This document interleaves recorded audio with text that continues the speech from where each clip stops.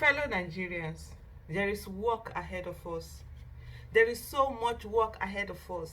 The next 8 months, your faith is going to be tested. The next 8 months, your patience is going to be tested. The next 8 months, you will hear a lot from different people. And you must beware and be focused. Remember, it is faith without works that is dead. Faith with work is never dead. And that's the miracle that is always prayed for. We are going to have that reckless faith and hold on and know that indeed God is there for every one of us, and not just there for politicians who believe they can and they go on to do and destroy our nation.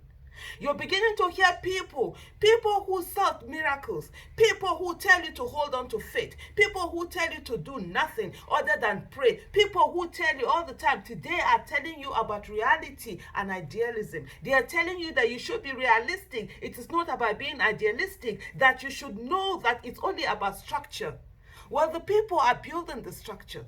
The people have decided that enough of praying without doing anything. We've constantly prayed in this country that God should make Nigeria a great country. We refuse to do our own bit. We leave to God what God has given us the capacity for us to do for ourselves. And for the first time, Nigerians have decided indeed they're going to pray to God, but yet indeed they're going to work. They're going to put in the work. They're going to put in their all and build this structure. And of course, guess what? We have some of these religious rulers who have worked hand in hand with the political rulers who have kept us subdued, telling us about structure and the fact that structures need to be built over years. Yes, we're starting to build the structure. The people who do not have structures today, they have the people, and the people are saying that there will be the structures and they will keep giving their all. They will put in their all. The same reckless faith that have a politician who is over 80 years coming to say that they will rule a nation full of young people and having that faith and going on, and nobody,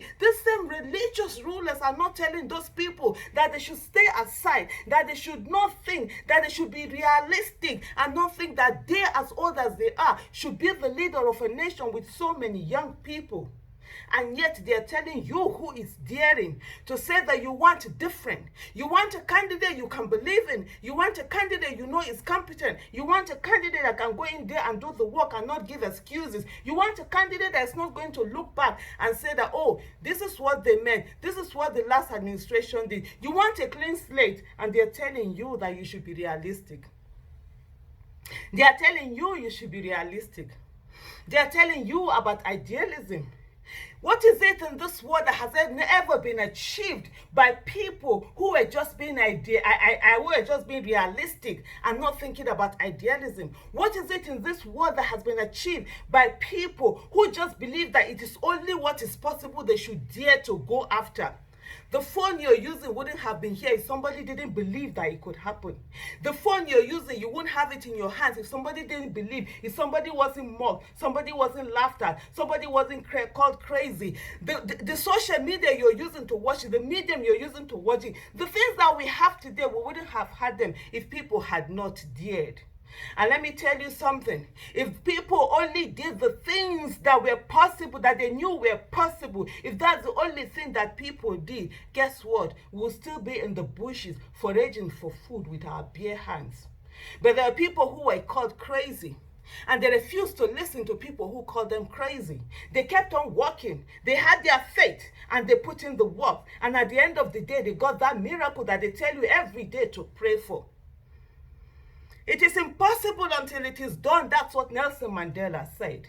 And in this country, in the next 8 months, by the grace of God, we will make that impossible possible. We will remove the I am and make it possible. Yes, they will tell you it's not easy. Nobody's ever said it was going to be easy. Nothing good comes easy. And we'll put in the work. We'll put in everything. We'll put our life on the line for a better nation, for a greater nation. The same nation that they tell you every time to pray for. This is the time now, and you're putting the work, and they want to dampen it. They're telling you about structures. Whose structure help?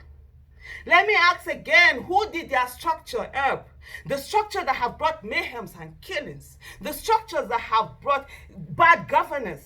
the structures that have brought insecurity, the structures that have brought unemployment, the structures that have not managed the wealth, the resources that God has given Nigeria. They've not been able to put Nigeria among the top 5, top 10 countries. Is that the kind of structures we want? We do not want any of those structures, and we are building our own structures. The people are building their own structures. The people are no longer waiting for political classes to give them structure. They are building their own structure, and they will choose their candidate. They will choose from the president. They will choose from who becomes governor of their state. They will choose who they send to the National Assembly and the state houses of assembly. And at the end of the day, we'll have people with competence, character, capacity, people with passion, people with courage, people who believe in Nigeria, people who want Nigeria to work, to be the ones in the helms of affairs.